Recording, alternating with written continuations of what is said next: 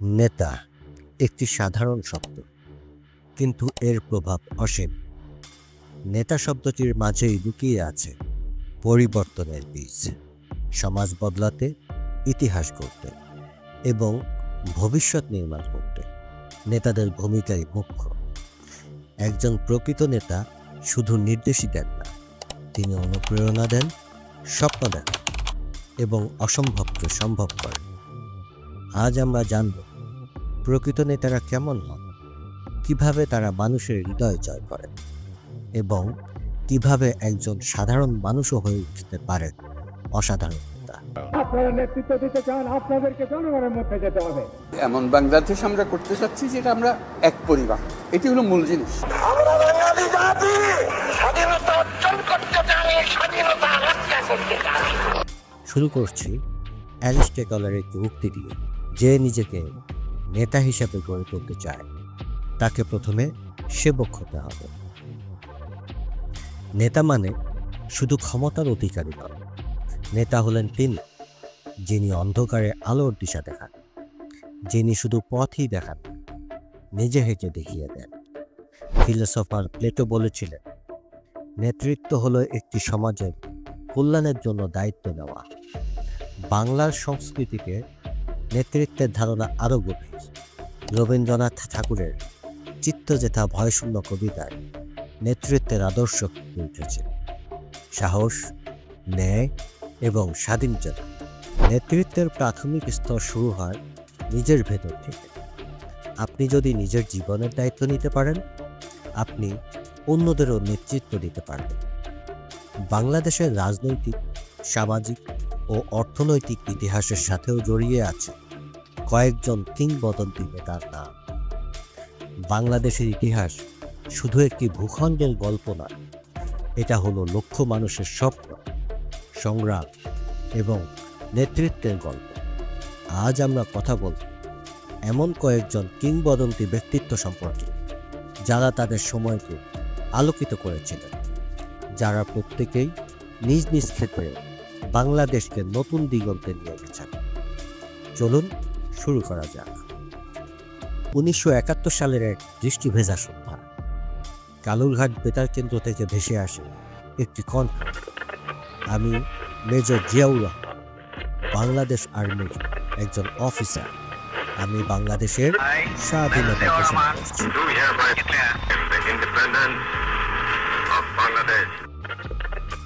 এই ঘোষণার মধ্য দিয়ে ইতিহাসের পাতায় স্থায়ী হয়ে যান জিয়া, বাংলাদেশের মুক্তিযুদ্ধের অন্যতম বীর, যিনি একজন সাধারণ সৈনিক থেকে হয়ে ওঠেন রাষ্ট্রনায়ক। মুক্তিযুদ্ধের এই বীর পরবর্তীতে দেশ পুনর্গঠনেও নেতৃত্ব দেন। জিয়াউর রহমান বলতেন, আমরা বিশ্বাস করি জনগণের শক্তি প্রকৃত শক্তি। রাষ্ট্র পরিচালনায় শৃঙ্খলা, নিষ্ঠা ও দায়িত্ববোধ অপরিহার্য। এই মুহূর্ত থেকে দেশের সামরিক আইন প্রত্যাহার করা হলো।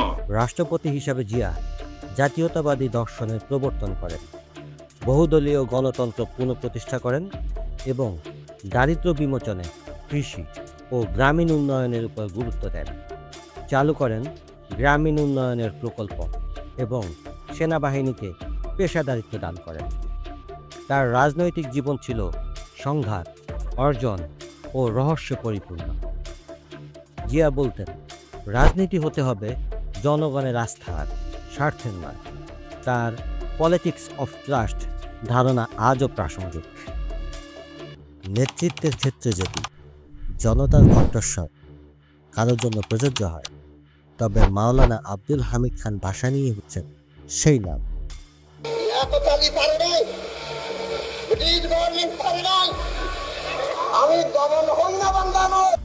মাওলানা ভাসানী ছিলেন মুসলিম নেতা।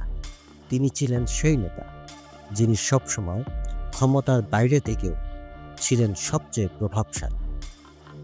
ভাসানী বলতেন, আমি মানুষের জন্য রাজনীতি করি, ক্ষমতার জন্য না।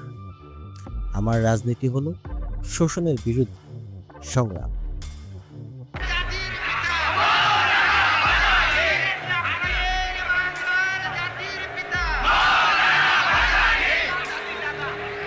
উনিশশো সালে যুক্তফ্রন্ট থেকে শুরু করে 1971 সালের মুক্তিযুদ্ধ পর্যন্ত তিনি সাম্রাজ্যবাদ ও শোষণের বিরুদ্ধে সরব ছিলেন। পাকিস্তান আমল হোক কিংবা স্বাধীন বাংলাদেশের শুরুর দশক, ভাসানীর বলিষ্ঠ ভাষণ আর জনতার সাথে একাত্মতা ছিল তৎকালীন নেতাদের মধ্যে অনন্য। গুলি চালিয়ে দেশ শাসন করা যায় না, সরকারের পতন হয়, সরকার ধ্বংস হয়। তার বিখ্যাত উক্তি ছিল, সরকার যদি জনগণের কথা না শোনে তাহলে সিন্ধু কাটার ডাক দিতে হবে। তিনি ছিলেন বামপন্থী রাজনীতির অগ্রদূত, যিনি বারবার বলতেন, ভুখা মানুষের পক্ষে দাঁড়ানোই আমার রাজনীতি। তার ভাসানী সম্মেলন ছিল গরিব কৃষক, শ্রমিক, ছাত্রদের প্ল্যাটফর্ম। জয় বাংলা স্লোগানের পেছনেও ছিল তার প্রেরণা। তিনি বিশ্বাস করতেন, নেতৃত্ব মানে হলো জনগণের মন বুঝে সাহসিকতার সাথে সত্য বলা। ভাসানীর আদর্শ ছিল ইনসাফ ভিত্তিক সমাজ। তিনি বলতেন, শোষকের বিরুদ্ধে সংগ্রাম করাই হলো ইমানের দাবি। দারিদ্র কোনো মানুষের ভাগ্য নয়, এটা মানব সৃষ্ট একটি ব্যবস্থা, আর এই ব্যবস্থা বদলানো সম্ভব। যখন আমরা নেতৃত্ব নিয়ে ভাবি, তখন শুধুমাত্র রাজনীতি, অর্থনীতিতেও নেতৃত্বের প্রয়োজন হয়। সেই জায়গায় দাঁড়িয়ে ডক্টর ইউনূস একজন বিশ্বনেতা, যিনি অর্থনৈতিক মুক্তির নতুন মডেল উপহার দিয়েছেন, মাইক্রো ক্রেডিট ও গ্রামীণ ব্যাংক। এছাড়াও বিশ্বকে দিয়েছেন সামাজিক ব্যবসার ফর্মুলা, 3-0 ফর্মুলা। ডক্টর ইউনূস বলেন, ধনী হওয়া না, মানুষকে তার যোগ্যতা অনুযায়ী গড়ে তুলতে সাহায্য করাই উন্নয়ন। প্রতিটি মানুষই উদ্যোক্তা হতে পারে, দরকার শুধু একটি সুযোগ। ভবিষ্যৎ তাদেরই যারা তাদের স্বপ্নের সৌন্দর্যে বিশ্বাস করে। বাংলাদেশের দরিদ্র নারীদের হাতে ক্ষুদ্র ঋণ তুলে দিয়ে তিনি দেখিয়েছেন কিভাবে সমাজ পরিবর্তন সম্ভব। আজ এই ব্যাংকের 97% গ্রাহকই নারী, যারা শুধু ঋণই নেন না, গড়ে তোলেন ক্ষুদ্র উদ্যোগ। ইউনূসের মতে ঋণ মানে শুধু টাকা নয়, এটা আত্মবিশ্বাসের মূলধন। 2006 সালে এই অভিনব চিন্তার জন্য তিনি পেয়ে যান নোবেল শান্তি পুরস্কার। তার নেতৃত্ব সামাজিক ব্যবসার ধারণা বদলে দিয়েছে। ইউনূস শেখান, ব্যবসা শুধু মুনাফার জন্য নয়, সমাধানের জন্য। এরই নাম সামাজিক ব্যবসা। Good morning. Good morning. Okay, that's it. What do I bring? 3 zeros. Very simple. Doctor ইউনূসের স্বপ্নের পরবর্তী স্তর 3-0 formula. You still remember the 3 zeros, don't you? Zero poverty, zero unemployment, zero net carbon emission. তিনি বিশ্বাস করেন, অসমতা বাড়লে শান্তি থাকে, 3-0ই পারে ভবিষ্যৎ প্রজন্মকে বাঁচাতে। So these are the 3-0. That's what I have defined for myself. That's the world that I would like to be involved with. বাংলাদেশের অর্থনৈতিক ও সামাজিক পরিবর্তনে এক নতুন দিগন্তের সাক্ষী আমরা। 2024 সালে প্রধান উপদেষ্টা হিসেবে দায়িত্ব পাওয়ার শুরুতেই দেশের রাজনৈতিক ও অর্থনৈতিক পরিস্থিতি ছিল জটিল।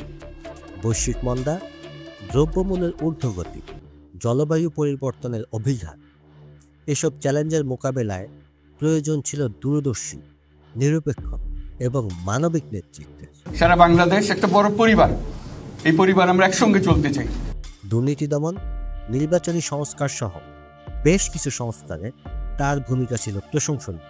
তার মন্তব্য, রাজনীতি নয়, নেতৃত্ব দরকার, নৈতিকতা। বিশ্বব্যাপী তার এই পদক্ষেপকে স্বাগত জানানো হয়।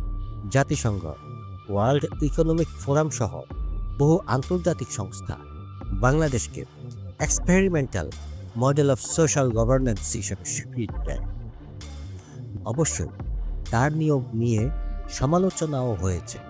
অনেকেই বলেছিলেন, একজন একাডেমিক কিভাবে বাস্তব রাজনীতির বাস্তবতায় সফল হবে। কিন্তু ডক্টর ইউনূস তার কাজ দিয়ে প্রমাণ করেছেন, নৈতিক নেতৃত্ব এবং উদ্ভাবনী চিন্তা একত্রে বড় পরিবর্তন আনতে পারে। ডক্টর ইউনূস বলেন, সবচেয়ে বড় সমস্যাগুলো মানুষের তৈরি, সুতরাং সমাধানও আমাদের হাতেই আছে। ডক্টর ইউনূস শুধু একজন নেতা নন, তিনি একটি আদর্শ। তার কথায় মৃত্যুর পর মানুষ কি রেখে যায় তা দিয়ে বিচার হয় তার জীবন। আজও তিনি লড়াই চালিয়ে যাচ্ছেন দারিদ্র্য, বেকারত্ব আর জলবায়ু সংকটের বিরুদ্ধে। ডক্টর ইউনূস প্রমাণ করেছেন, নেতৃত্ব কেবল রাজনীতি নয়, এটি হতে পারে চিন্তা, দৃষ্টিভঙ্গি এবং মানুষের পাশে দাঁড়ানো এক নীরব প্রতিশ্রুতি। অনেকেই মনে করেন নেতা আর বস এক, কিন্তু না, বস হুকুম দেন, নেতা উদাহরণ সৃষ্টি করে। বস বলেন যাও কাজ করো, নেতা বলেন চলো কাজ করি। নেতা হওয়ার জন্য বড় ডিগ্রি বা টাইটেল লাগে না। শুরু করুন ছোট থেকে। পরিবারের সিদ্ধান্ত নেওয়ার সময় মতামত দিন, কমিউনিটি সমস্যা নিয়ে কথা বলুন, নিজের কাজে ইন্টিগ্রিটি বজায় রাখুন, শিখতে থাকুন, বই পড়ুন, বায়োগ্রাফি দেখুন, যেমন the autobiography of Martin Luther king junior. মনে রাখবেন, নেতৃত্ব কোনো গন্তব্য নয়, এটি যাত্রা। নেতৃত্ব আপনার হাতে, আপনি চাইলেই পারেন পরিবর্তন সৃষ্টি করতে। শুধু প্রয়োজন আত্মবিশ্বাস আর এক ধাপ এগিয়ে যাওয়ার সাহস। বাংলাদেশের প্রতিটি মানুষই নেতা হতে পারে, পরিবার, কর্মক্ষেত্র বা সমাজ। আপনার ভেতরেই লুকিয়ে আছে পরিবর্তনের বীজ। তাহলে বলুন, আপনি কি প্রস্তুত আপনার নিজের মধ্যে নেতৃত্বের আলো জ্বালাতে? নেতৃত্বের সংজ্ঞা কি? এটা শুধু ক্ষমতা নয়, দূরদর্শিতা আর মানবতার মিশ্রণ। জিয়া, ভাসানী, ইউনূস, তাদের উত্তরাধিকার আমাদের শেখায় সমস্যার সমাধানের দিকে তাকাতে হয়। আজকের এই আলোচনায় আমরা দেখেছি, একজন ছিলেন রাষ্ট্রের প্রতিষ্ঠাতা শক্তি, একজন ছিলেন শোষণের বিরুদ্ধে গর্জে ওঠা কণ্ঠ, আরেকজন অর্থনৈতিক মুক্তির রূপকার। তিনজনই নেতৃত্ব দিয়েছেন আলাদাভাবে, কিন্তু লক্ষ্য ছিল এক, বাংলাদেশ ও তার মানুষের উন্নয়ন। আজ আমরা যদি নতুন নেতৃত্ব করতে চাই, তবে ইতিহাস থেকে শিখতে হবে। এই তিন নেতার মতো সাহস, মানবতা ও চিন্তার গভীরতা দেখাতে হবে। নেতা হওয়া মানে পাওয়ার নয়, রেসপন্সিবিলিটি। আপনি যদি আজই একটি পদক্ষেপ নেন, নিজেকে উন্নত করেন, অন্যদের সাহায্য করেন, তাহলেই আপনি হয়ে উঠবেন একজন সত্যিকারের নেতা। মনে রাখবেন, সবচেয়ে বড় নেতৃত্ব হলো নিজের উপর নেতৃত্ব দেওয়া। একজন প্রকৃত নেতা সমাজকে এগিয়ে নিয়ে যায়, পরিবর্তন ঘটায় এবং ভবিষ্যৎ প্রজন্মের জন্য অনুপ্রেরণা হয়ে থাকে। শেষ করার আগে জন এফ কেনেডির বিখ্যাত একটি উক্তি মনে করিয়ে দিতে চাই, তোমার দেশ তোমার জন্য কি করতে পারে তা ভাবার আগে ভেবে দেখো তুমি তোমার দেশের জন্য কি করতে পারো। আগের আমল হাওয়ায় বিলিয়ে গেছে, নাই। অর্থাৎ আমরা গুহা থেকে বের হয়ে এসেছি 1000 বছর পরে আর পৃথিবীর সামনে। সে গুহার মানসিকতা দিয়ে তো এই পৃথিবী চলবে না, গুহার থেকে বেরিয়ে আসতে হবে। এইটুকু শুধু স্মরণ করিয়ে দেওয়া। সমাজ আপনাকে, রাষ্ট্র আপনাকে কিছু সুযোগ সুবিধা দিয়েছে, সবটা দেয় নাই। আপনার মনে বেদনা যে আমাকে সবটা দেয় নাই, দেয় নাই। যেটুকু দিয়েছে সেটার যেটুকু আছে এর মধ্যে আমি করব। আমি বলবো আমাকে এই দেন, ওই দেন, এটা মেরামত করে সব বলতে থাকবো, কিন্তু কাজ থেমে থাকবে না।